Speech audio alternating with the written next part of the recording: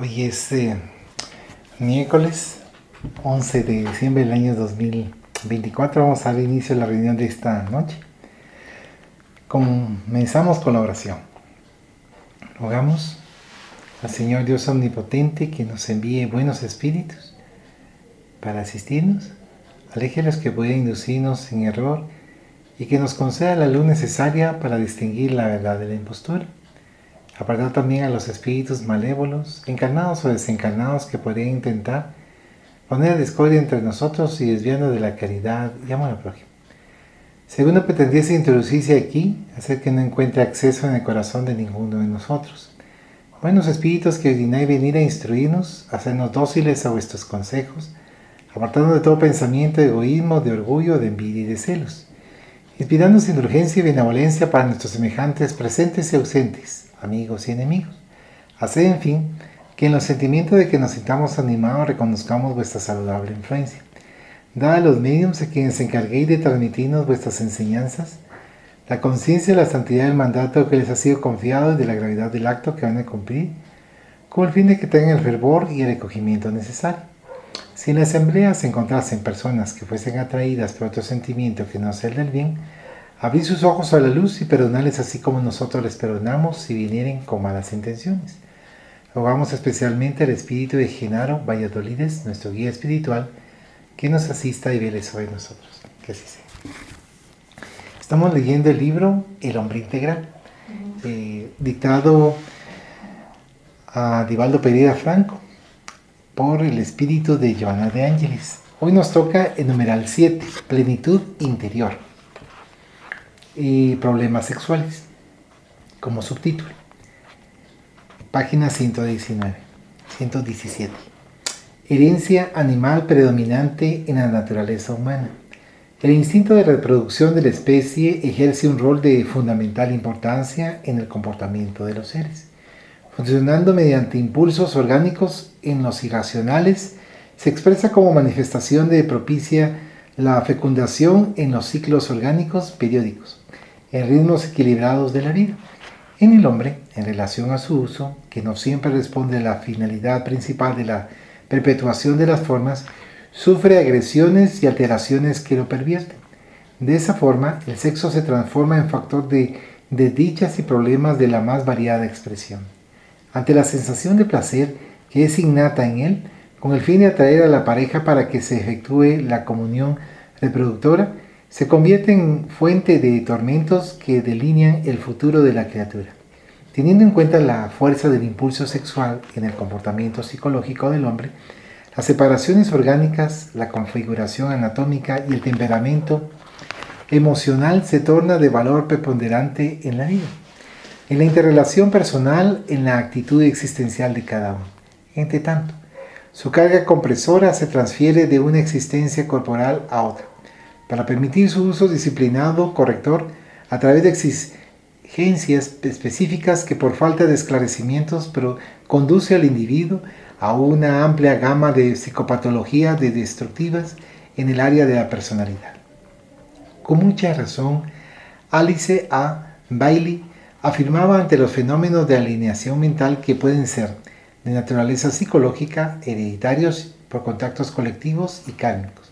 Introducía entonces el concepto kármico como factor desencadenante de las enfermedades que se expresan en las manifestaciones de la libido de relevante importancia en los estudios freudianos.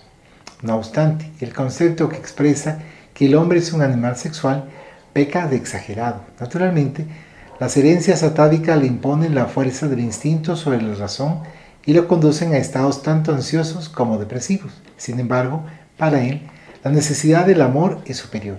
Como carece de una equilibrada comprensión de la afectividad, se desvía hacia las falaces sensaciones del deseo en detrimento de las compensaciones de la emoción. Una saludable relación afectiva se presenta más difícil que el trato apresurado del estallido sexual, en el cual se manifiesta el instinto dejando muchas veces frustración emocional. Pasado los rápidos momentos de la comunión física, ya se manifiestan la insatisfacción, el arrepentimiento, los conflictos perturbadores. En el pasado, la falta de esclarecimiento en torno de las funciones del sexo Los misterios y la ignorancia con que lo revistieron corrompieron su naturaleza. Igualmente, la llamada revolución sexual de los últimos tiempos, al desmitificarlo, abrió espacios de promiscuidad para los excesivos mitos del placer, con la consecuente desvalorización de la persona, que se transformó en objeto, en instrumento de permuta, en individuo descartable, fuera de toda consideración, respeto o dignidad. La sociedad contemporánea sufre ahora los efectos de la liberación sin disciplina, a través de la cual la criatura vive al servicio del sexo y no éste al servicio del ser inteligente, que debe conducirlo con finalidades definidas y tranquilizadoras. Vamos a hacer aquí una pausa. ¿Quieres hacer un comentario? No. Ok. No, tampoco. Pero quería saber si tú querías hacer algún comentario. Y continuando en la página 119 dice: en este momento, las aberraciones se presentan con carta de ciudadanía funcional, conduciendo a sus pacientes a graves patologías que alucinan, matan y los inducen a matarse. La conciencia debe dirigir la conducta sexual de cada individuo, quien asumirá las consecuencias naturales. De la misma manera que una educación castradora es responsable de innumerables conflictos, la educación excesivamente liberal abre compuertas para abusos injustificables y de lamentables efectos en el psiquismo profundo. La vida se mantiene bajo patrones de orden, donde quiera que se manifieste. No hay excepción para el comportamiento del hombre. Por esta razón, el uso indebido de toda función produce disturbios, desequilibrios, carencias que solamente la educación del hábito logra armonizar.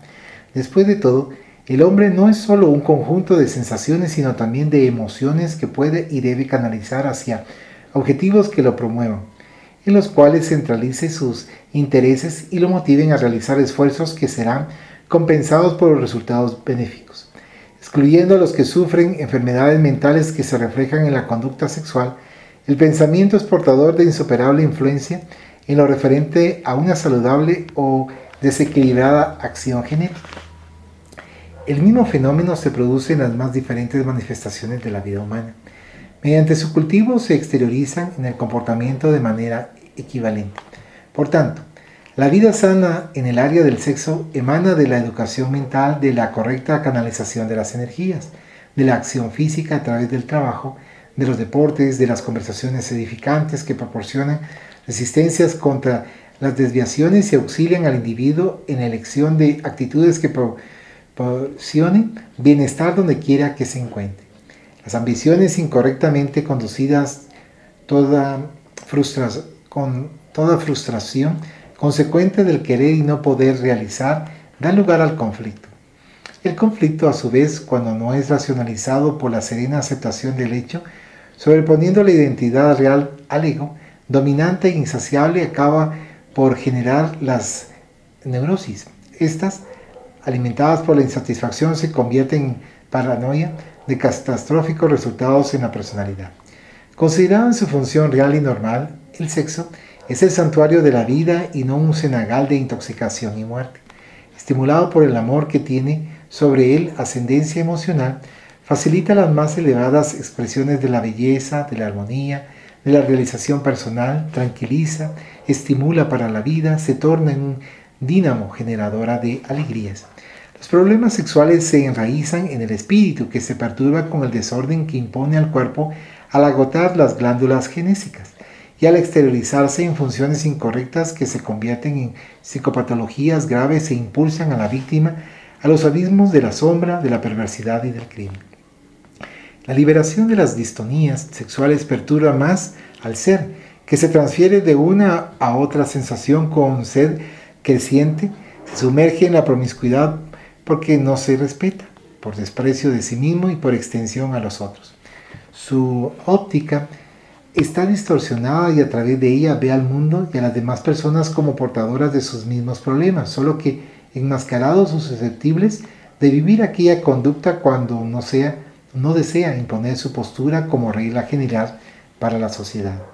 Bajo el conflicto psicológico, el portador del problema sexual o de otra naturaleza no se acepta y huye hacia otros comportamientos encubiertos, o cuando se conciencia y se resuelve a vivirlo, asume un modo ofensivo, agresivo, como forma de enfrentar a los demás de manera antinatural, con lo que demuestra que el problema no está digerido ni asumido.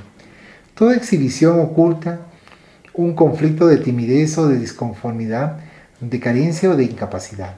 Una terapia psicológica bien realizada atenúa el problema sexual y le cabe al paciente hacer un sereno análisis de sí mismo que le permita vivir en armonía con su realidad interior, no siempre compatible con su manifestación externa. No basta satisfacer el sexo. Toda hambre y sed, saciados en un momento, retornan en ocasión apropiada, sino que es necesario armonizarse emocionalmente, viviendo en paz de conciencia, aunque con algún apetito perfectamente soportable, en vez del constante conflicto de la insatisfacción consecuente de una fértil imaginación que programa placeres continuos y elige compañías imposibles de conseguir en cualquier franja sexual en que se encuentre. En el mundo nadie se siente en plenitud, creyendo haber logrado todo cuanto deseaba. La aspiración natural y serena para alcanzar su próximo peldaño se transforma en estímulo para el progreso del individuo y de la sociedad. Por esto mismo, los problemas sexuales deben ser enfrentados sin hipocresía ni cinismo, fuera de los patrones estereotipados por una falsa moralidad. Tampoco deben ser considerados como insignificantes, son dificultades y como tales merecen consideración, tiempo y acción especializada. Aquí finaliza este tema de problemas sexuales. ¿Quieres hacer algún comentario? No, ahorita, tú. ¿No? Pues cabalmente aquí en lo que vamos analizando, entonces uno se pone a ver cómo muchas películas, los actores, entre paréntesis, que estaban relativamente bien después de esas películas, se distorsionan bastante. Han habido varios casos de varios, tanto hombres como mujeres, que han tenido como dificultades posteriormente de realizar ya sean películas o ya sea series, y tienes conflictos muy serios para poderse volver a equilibrar. Así como, por ejemplo, tal vez no tiene nada que ver, pero así como los jóvenes cuando están en algunas películas y los inducen a fumar y a drogarse para la película, después ellos como que los envuelven a tal punto, no solamente el personaje, sino posiblemente la falta de previsión por parte de ellos, aunado o sumado a entidades, y que posteriormente se van degenerando, porque he conocido a través de algunas biografías y documentales de ciertos jóvenes que mencionaban que el haber sido actor o actriz los desequilibró a tal punto que en algún momento, sí, obviamente que ellos tienen que tener sus cuidados, pero también al no ser bien cuidados, también se alteraron y tuvieron dificultades posteriormente con la drogadicción, no se diga, en este caso con la parte de la sexualidad. De Dios, güey. Okay. Sí, y la lectura también decía que los extremos, ¿verdad? Que una ideología como castradora al respecto, pues también trae problemas. Y la libertad como mal usada al respecto también trae, ¿verdad?, sus consecuencias. Sí. Y después aquí va comentando con respecto a lo del equilibrio, conforme va pasando ese equilibrio y la dominación que se tiene de la mente hacia el cuerpo, poco a poco va viendo varios apoyos y varios libros espíritas, ahorita no recuerdo bien cuáles fueron, pero van mencionando cómo protegen seres de luz en cuanto al momento de la procreación, para que haya armonía y que no interrumpan seres sensuales o seres que están con esa intensidad para perjudicar ese ambiente. Me pareció muy interesante en la oportunidad que he podido leer estos libros, no recuerdo los títulos. Y por otro lado también hay otros libros en donde se mencionan situaciones muy difíciles y complejas en cuanto a sexo y obsesión, que es por por parte de la psicografía de Divaldo Pereira Franco. Entonces van mencionando en ese libro una serie de acontecimientos bien fuertes de diferentes personajes, y que uno de ellos, como él estaba empecinado en tener relaciones con cualquiera, él desconocía que él tenía una hija de una edad mediana, y se relacionó con ella. Y posteriormente ella tuvo un accidente y ella tuvo posteriormente por ese accidente peritonitis. O sea, fue compleja esa situación, y después él supo que era su hija y se sentía pero re mal porque había tenido relaciones con su hija. Y él no sabía, o sea, él desconocía el parentesco que tenía con ella. Entonces cuando supo eso se sentía re mal con ella, se sentía denigrado consigo mismo, le pedía disculpas, y ella también le decía que no sabían ambos, porque ella... Es una película. En un libro, Espírita, Sexo y Obsesión. Entonces donde van dando esa serie de acontecimientos bien fuertes. Y hay otros libros donde van dando a conocer la importancia de los cuidados para que no lo envuelvan en determinado momento las entidades. Y por eso, si nos ponemos a analizar en las diferentes culturas antiguas, cómo a través de ello el dominio para embrutecer a las masas, ¿verdad? O sea, los romanos, o sea, una serie de diferentes culturas para desarmonizar. Y en la actualidad también. O sea, por eso acá se comentaba con respecto a la liberación sexual. O sea, tiene que existir el equilibrio cuando la mujer, está bien, me parece que tiene que tener su parte, sus principios y todo, pero llegar al punto como a lastimarse diciendo que es por ser feminista, o sea, no llegar al extremo para lastimarse a sí misma y lastimar a otros. Pienso yo, no sé qué tú opinas al respecto. Sí. ¿Verdad? Porque hay situaciones bien complejas en donde... Y además yo siento que la sexualidad, o sea, tiene tanta importancia que todos los medios que tienen el poder lo utilizan. Sí. La religión, el gobierno, la publicidad, todo, porque la música es sexual, ¿no? O sea, la de actual, o sea, la de actual. Sí. La publicidad es sexual, ¿verdad? O sea, prostituir y denigrar en general a la mujer. A la mujer. ¿Verdad? Sí. La religión castrando a los sacerdotes, a las monjas, de inhibirse de ese... Y que ellos realmente todo lo tienen bien planificado y pensado, así que ¿cuál será su escondite detrás de eso? Saber qué onda va, pero nada bueno puede resultar cuando ahí dice, ¿verdad?, que es parte de la naturaleza del ser, la sexualidad.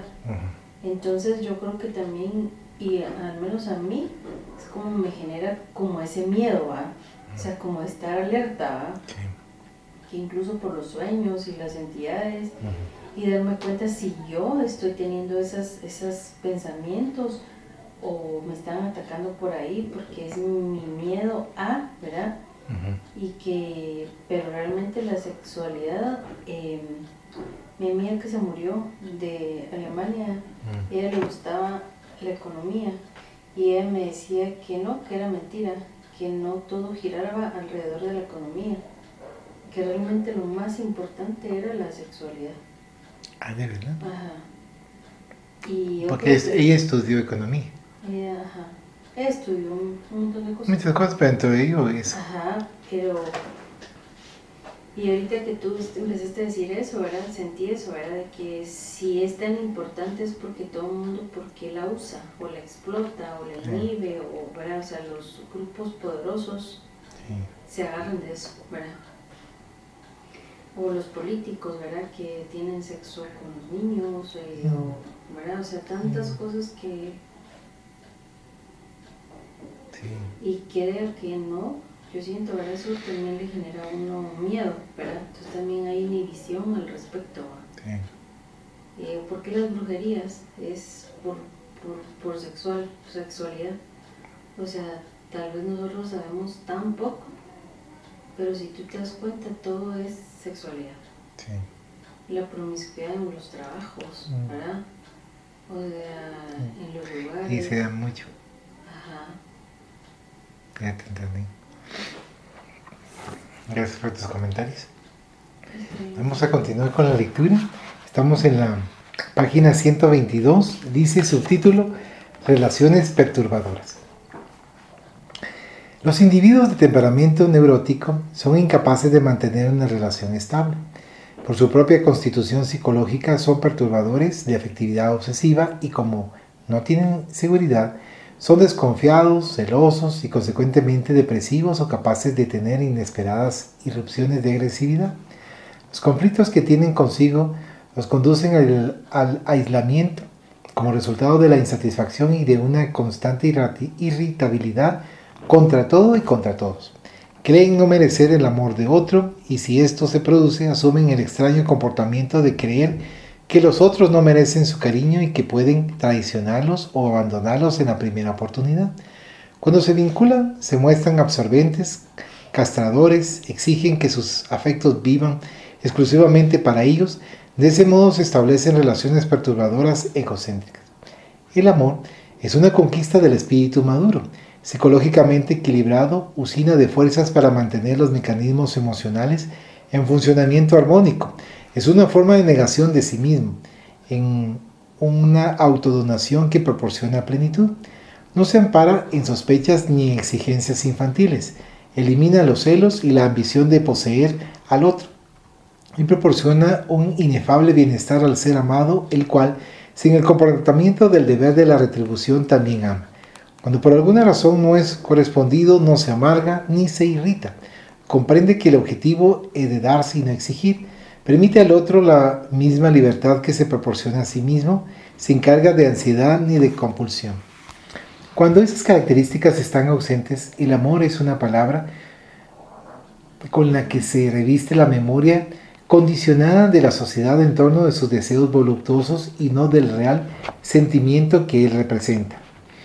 Esta relación perturbadora hace de la otra persona un objeto poseído y a su vez también poseedor, con lo que se genera la deshumanización de ambos.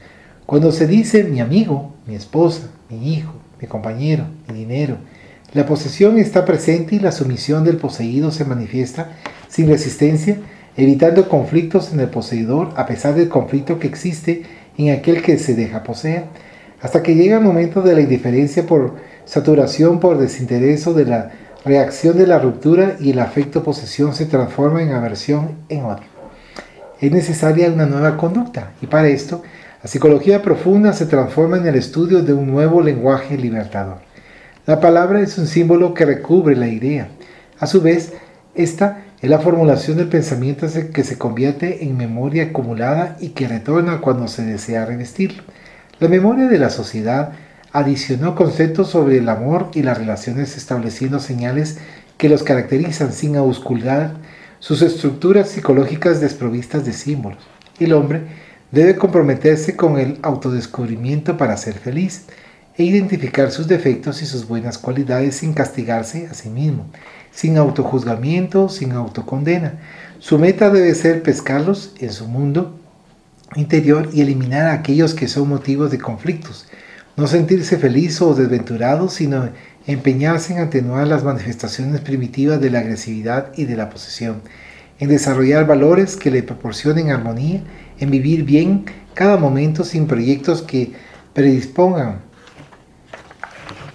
a conflictos con relación al futuro o programas de reparación del pasado. Vamos a hacer una primera pausa. ¿Quieres comentar? ¿No? Bueno, aquí nos están comentando en cuanto a la situación de los conflictos, de temperamentos neuróticos y que quizás uno puede tener un grado pequeño o grande. Y entonces hay circunstancias que uno mismo no se entiende.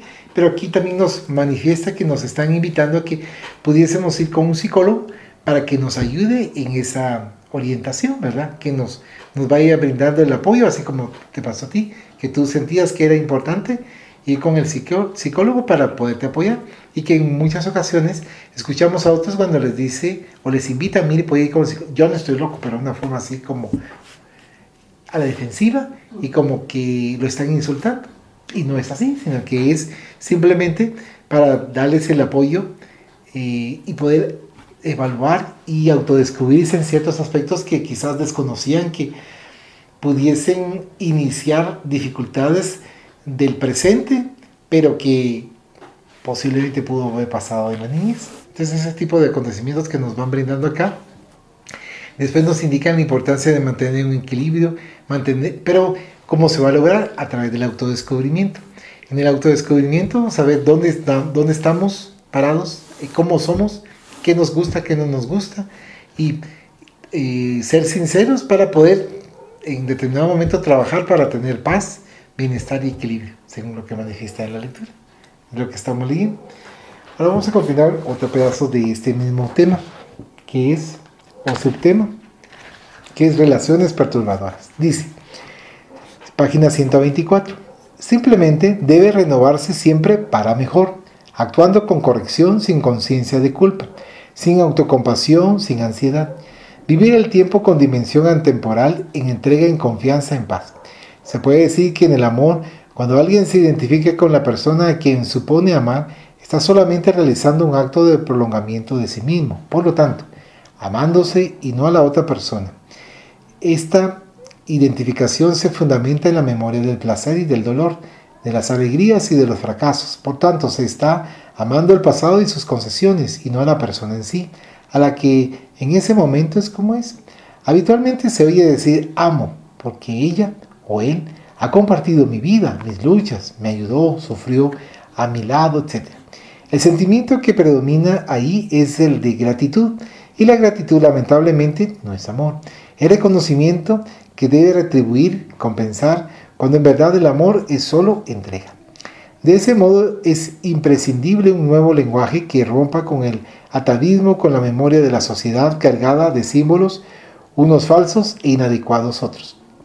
Por tanto, las relaciones humanas se convierten en perturbadoras, desastrosas, por falta de madurez psicológica del hombre y también en razón de sus conflictos, de sus obsesiones y ansiedades. Gracias al autoconocimiento adquiere confianza y sus conflictos ceden lugar al amor, que se transforma en núcleo generador de alegría con alta carga de energía vitalizadora. No obstante, el amor entre dos o más personas solamente será pleno si ellas estuvieran en el mismo nivel. La solución para las relaciones perturbadoras no es la separación como suponen muchos. Al romper con alguien, el individuo no puede considerarse libre para efectuar otra tentativa que le resulte feliz, porque el problema no es la relación en sí, sino su estado interior, psicológico.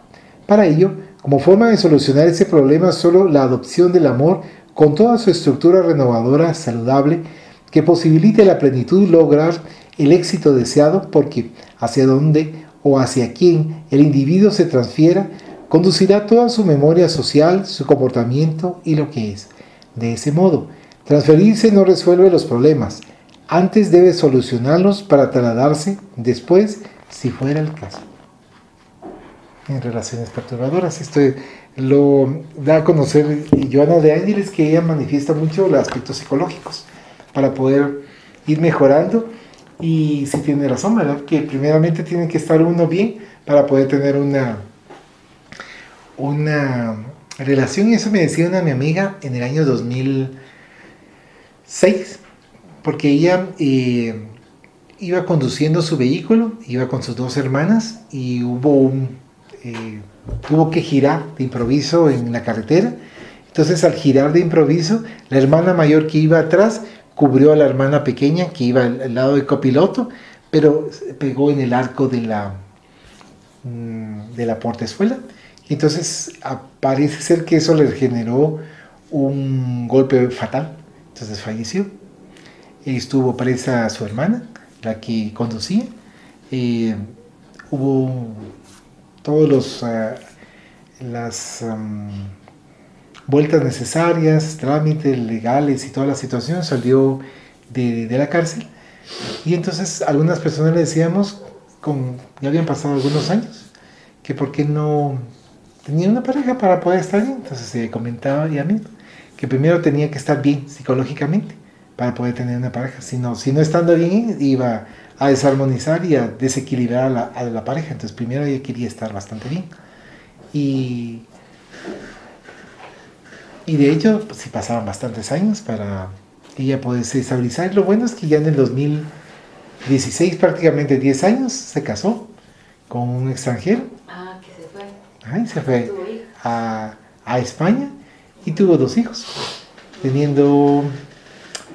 Ella tendrá mi edad, 48, tal vez teniendo 41 años en el primer embarazo y en el segundo tal vez 44, 45. Y gracias a Dios salió bien en su relación, pero estaba comentando en cuanto a lo de la psicología, en cuanto a los problemas que se menciona y la importancia de poder reequilibrarse y darse cuenta de cómo es su comportamiento. Sí, que culturalmente a los hombres no les gusta ir al psicólogo. Y un espírita debería tener la conciencia que tiene que ir al psicólogo. ¿Verdad? Porque si estamos hablando no solo de problemas o limitaciones de esta existencia, sino de otra, aunque no pudiera tener el recuerdo de sus vidas pasadas, pero es importante entender como su presente, ¿verdad? Su presente para poder resolver lo que pudo haber ocurrido en el pasado y para recibir un mejor futuro, ¿verdad? Sí. Porque si nosotros no tenemos la conciencia de quiénes somos, no vamos a poder ver a otros. Si no nos amamos, no vamos a poder amar a otros. Y como dicen, ¿verdad? Que si ya yo he tenido todos estos novios que no han funcionado, realmente, pues no ha sido por ellos, ¿verdad? O sea, yo tengo mis elecciones, y ¿por qué hice mis elecciones? Porque tuve esos gustos, ¿verdad? Sí. O sea, la gran responsabilidad es de uno, más que el otro. Entonces, algo iba a decirte, pero se me olvidó. Cuando te recuerdes lo comentas. Ajá. Entonces...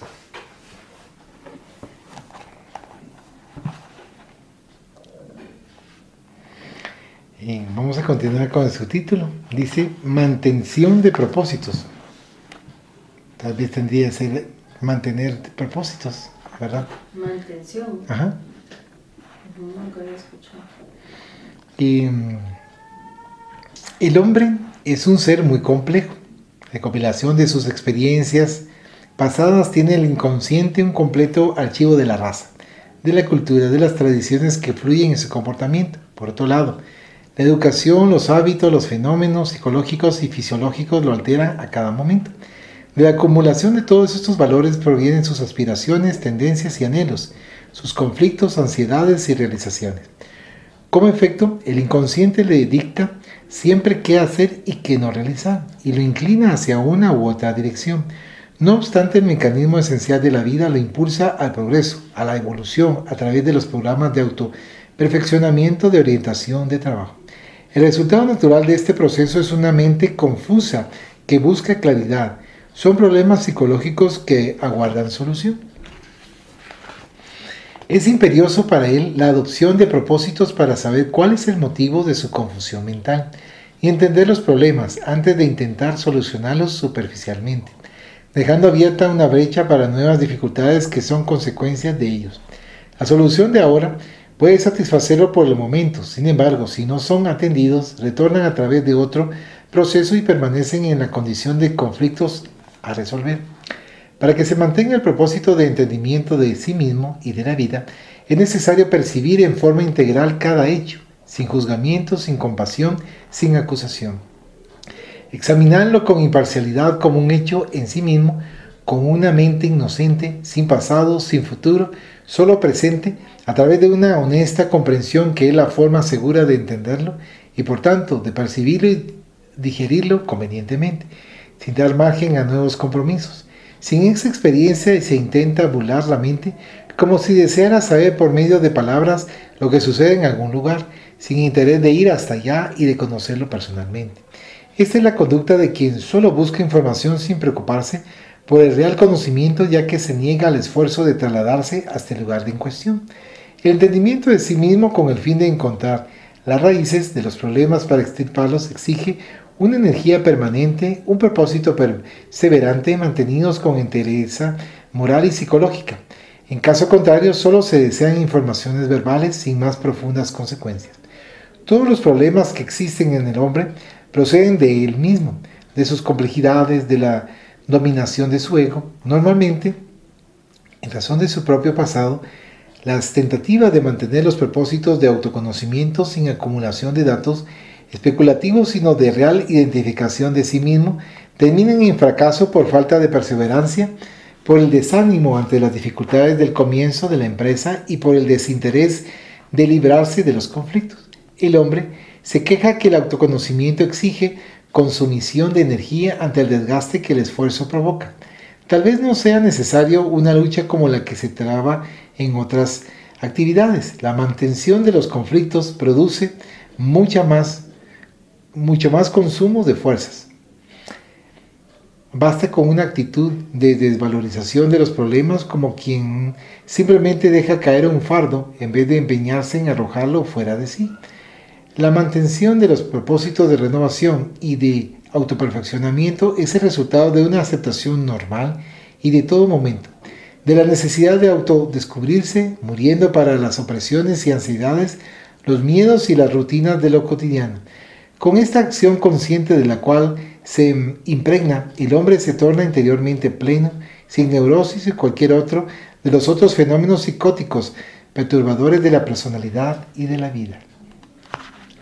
Un comentario que aquí finaliza este tema.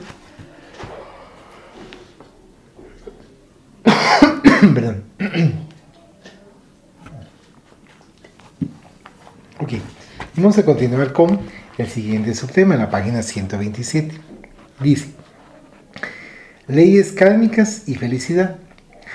Las experiencias psicológicas de la madurez de la personalidad y en la búsqueda de la plenitud, la incertidumbre es indispensable porque fomenta el crecimiento, el progreso, significa insatisfacción por lo ya conseguido. La seguridad significaría, en ese sentido, el cese de motivos y experiencias que son siempre renovadores y que facilitan la ampliación de los horizontes del ser y de la vida. Gracias a la incertidumbre, que no representa falta de fe, los errores son más fácilmente reparables y los éxitos más significativos. Esa incertidumbre ayuda en la liberación porque la presencia del apego en el sentimiento genera el dolor, la angustia. Este último, que funciona como posesión, algunas veces como sensación de seguridad y protección, en otras ocasiones despierta el miedo a la pérdida, a la soledad, al abandono.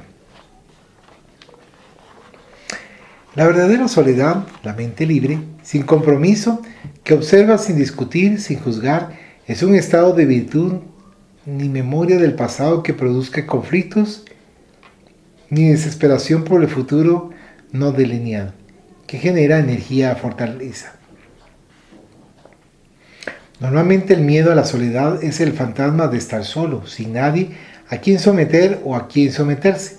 La inseguridad producida porque se está solo asusta, como si la presencia de otra persona pudiera evitar los fenómenos automáticos de transformación interior del ser, fisiológica y psicológicamente, e impidiera los acontecimientos desagradables o la muerte. Es necesario que el hombre aprenda a vivir con su soledad, él, que es un cosmos miniaturizado que gira bajo la influencia de otros sistemas a su alrededor, con su silencio creativo, sin palabrería, y se libere de la conciencia de culpa que proviene de su pasado. Destinado a la libertad plena, se encuentra acorralado por los recuerdos archivados en los paneles del inconsciente, su memoria periespiritual, que le ponen grilletes en forma de ansiedad, de fobias, de conflictos. Aun cuando los factores de la vida se presentan tranquilizadores, se va desde el presente por causa de sospechas injustificables de que no merece la felicidad y se refugia en la posible aparición de inesperados sufrimientos. La felicidad relativa es posible y está al alcance de todos los individuos, siempre que ellos acepten los acontecimientos conforme se presenten. Ni exigencias de sueños fantásticos que en realidad no se corporifican, ni el hábito pesimista de mezclar la luz de la alegría con las sombras densas de los desequilibrios emocionales. Las herencias del pasado espiritual destilan en manifestaciones kálmicas que deben ser enfrentadas naturalmente, porque forman parte de la vida, son elementos esenciales que constituyen la existencia. Como consecuencia de una vida anterior disoluta, surgen los conflictos, las castraciones, los tormentos actuales. De la misma forma, como efecto del uso adecuado de las funciones, se representan las bendiciones de la plenitud.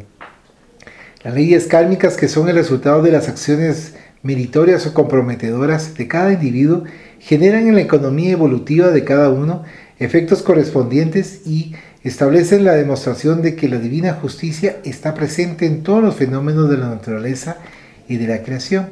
El fatalismo kármico de la evolución es la felicidad humana, cuando el ser, depurado y libre, se sienta perfectamente integrado a la conciencia cósmica.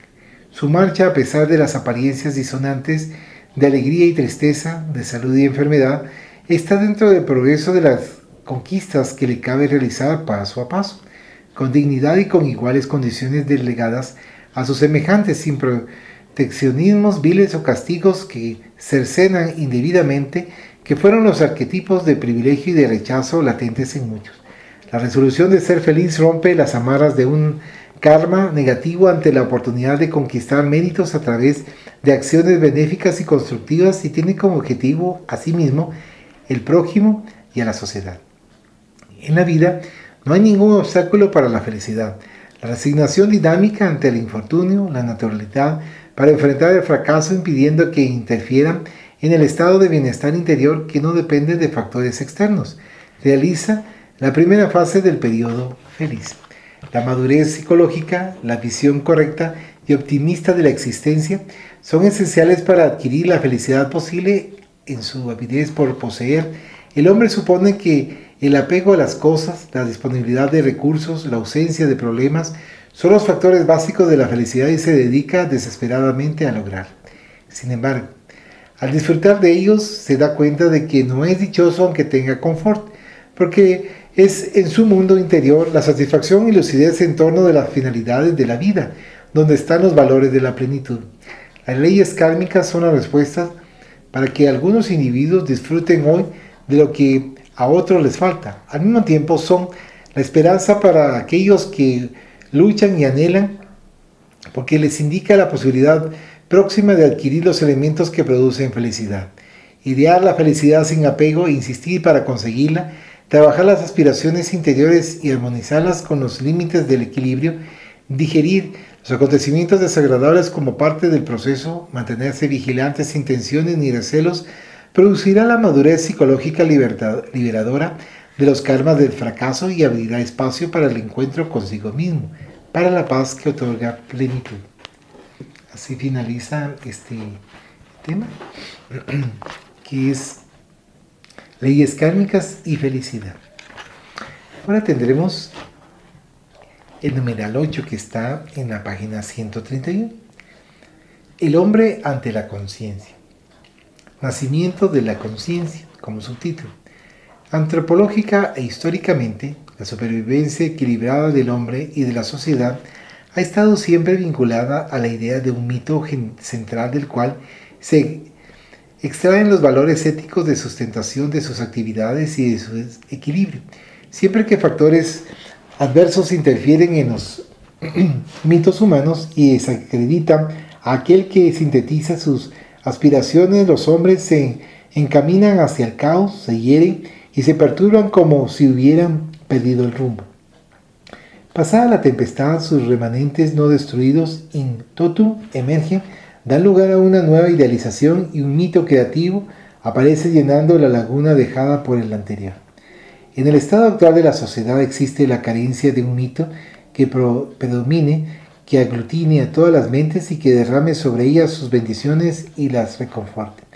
La pérdida del mito pone en evidencia los cometidos psíquicos que alteran los objetivos de sus necesidades y los hace sumergir en el vacío, en el desinterés, en el placer o en la alucinación del poder.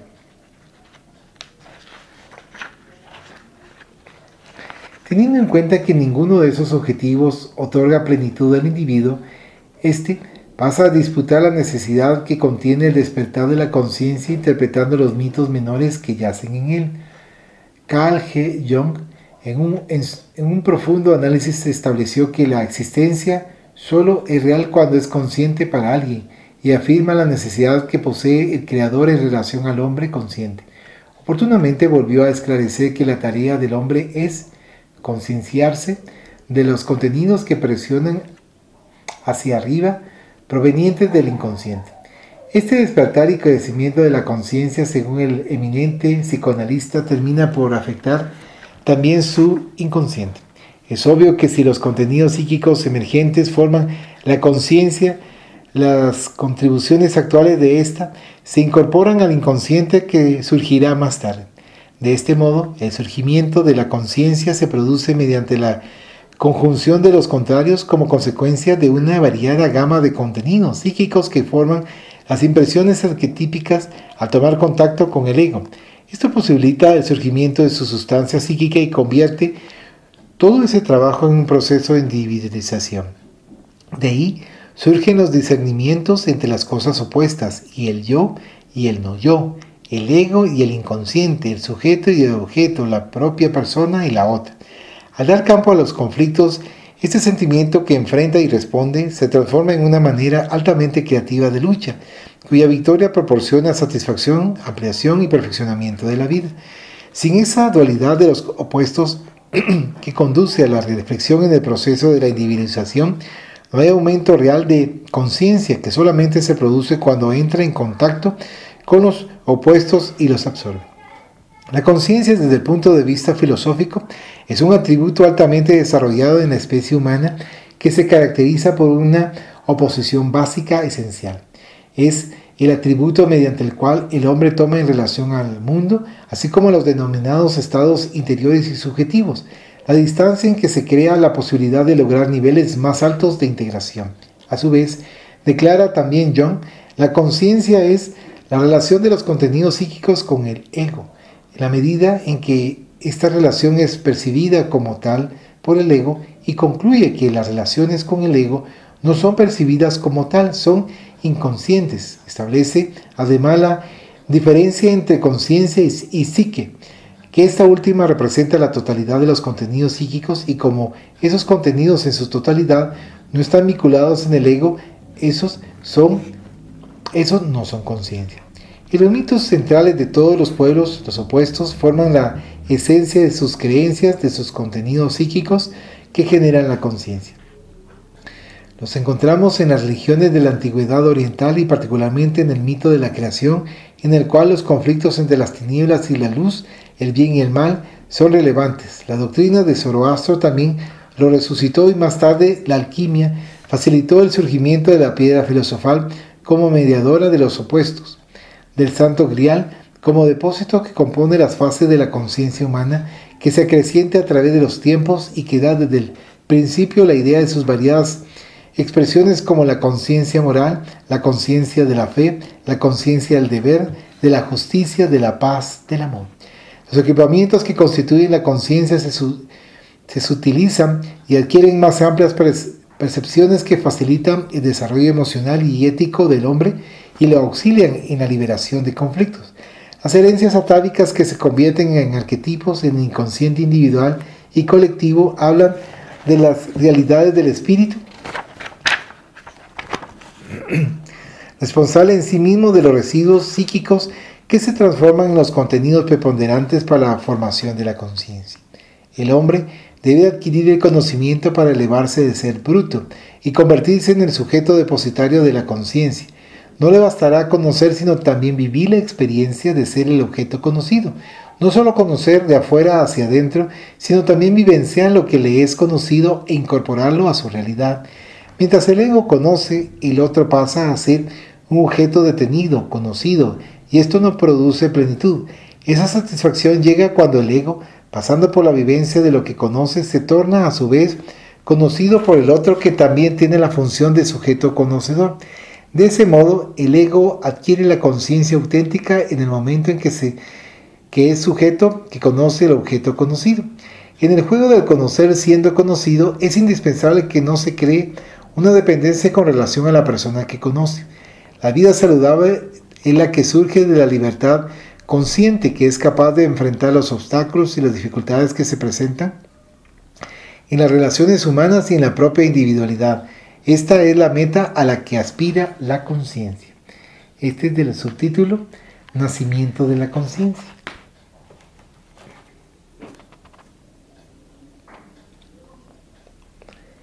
Vamos a leer ahora lo que serían los sufrimientos humanos.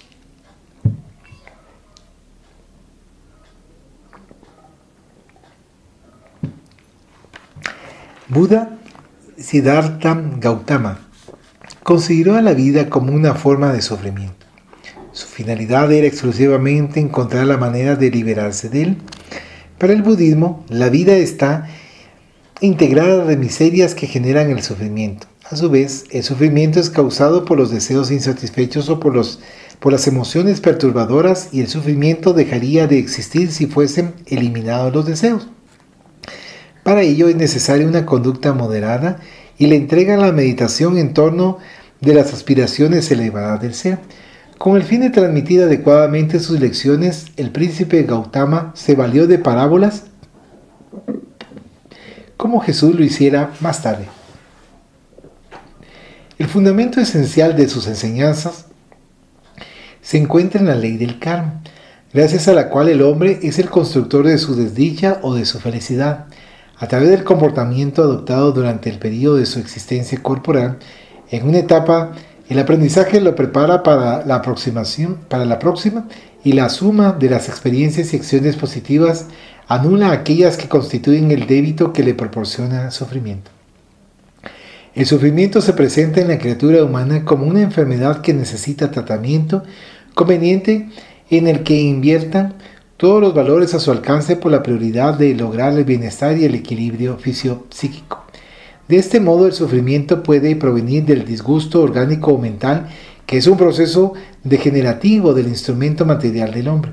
Las enfermedades predominan, y la receptividad de aquellos que se encuentran incursos en los códigos de la justicia divina las padecen a través de las restricciones dañinas de los mecanismos genéticos o por contaminación posterior, escasez alimenticia, traumatismos físicos y psicológicos, en una maraña de causas próximas que son consecuencias de los compromisos negativos del pasado más remoto. En otro caso, el sufrimiento es consecuencia de lo transitorio de la propia vida física y de la fragilidad de todos los bienes que proporcionan placer por un momento, pero que se convierte en movimiento de preocupación, de arrepentimiento, de amargura. La búsqueda del placer es innata, instintiva, y el hombre se aferra a ella como meta prioritaria. Generalmente, al conseguirlo, disfruta de satisfacción momentánea y por insatisfacción psicológica se propone prolongarlo indefinidamente, sufriendo ante la imposibilidad de mantenerlo debido a las alteraciones naturales que derivan de la impermanencia de todo, por la saturación y, finalmente, por la pérdida del objetivo, después de haber conseguido lo anhelado. Finalmente surge el sufrimiento a causa de los condicionamientos de orden físico y mental. Los hábitos arraigados constituyen una segunda naturaleza que prevalece en la conducta psicológica del hombre. Sus alteraciones y transformaciones producen sufrimiento por la necesidad de amoldarse, por el esfuerzo de la adaptación y por los altibajos de la emoción que tiende a reaccionar a los cambios que se deben producir en la conducta. Ante el sufrimiento, el hombre tiene el deber de identificar sus causas, que proceden de actos degenerativos próximos o remotos provenientes de sus reencarnaciones. Junto a aquellos que emergen de las deudas kármicas están los actos que corresponden a sus emociones desequilibradas, que tienen sus orígenes en el egoísmo, en el apego, en la inmadurez psicológica, entre otros. Se presentan en plano destacado el miedo, los celos, la ira, que estallan fácilmente y engendran sufrimiento. Llega el momento de buscar el fin de ellos, como ocurre con las enfermedades, que deben ser tratadas con cariño, pero con disciplina. Por un lado, es imprescindible ir a las causas para detenerlas y al mismo tiempo evitar nuevos factores desencadenantes.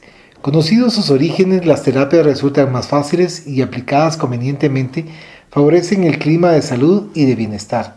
El esfuerzo emprendido para terminar con el sufrimiento se presenta en etapas que se van incorporando a lo cotidiano del individuo interesado en su necesidad de tener paz. Se impone en él el trabajo de condicionar su mente a la necesidad de la armonía, recurriendo a la meditación en torno de las finalidades altruistas de la vida, disciplinando la voluntad, ejercitando la serenidad ante los acontecimientos que no pueden ser evitados, de las eventualidades denominadas tragedias, de las cuales puede extraer excelentes resultados para el comportamiento y la autorrealización. El proceso para que se produzca el cese del sufrimiento también se realiza a través del sufrimiento que propicia satisfacción porque obtiene la certeza de que será liberado de su amarga constricción. Por lo tanto, enfrentar el sufrimiento sin hacer uso de válvulas psicológicas escapistas es una actitud saludable muy distante de la distonía masoquista habitual. También es el efecto de una disposición consciente del hombre de enfrentarse desnudado con una visión optimista en relación al futuro a conquistar. Realmente, el sufrimiento forma parte del mecanismo de la evolución en la Tierra. En los reinos vegetal y animal se encuentra la embrionaria percepción de las plantas que sufren las agresiones y hostilidades del medio, las contaminaciones y procesos degenerativos entre los animales, desde los más intrascendentes hasta los más avanzados biológicamente. El sufrimiento se manifiesta en la sensibilidad nerviosa como forma de producir nuevos y más perfectos biotipos en constante adaptación y armonía de las formas del psiquismo que está latente en ellos. La superación del sufrimiento es, sin duda, el grave desafío de la existencia humana que a todos corresponde lograr. Este es del subtítulo Los sufrimientos humanos. Aquí finalizamos la lectura del hombre integral.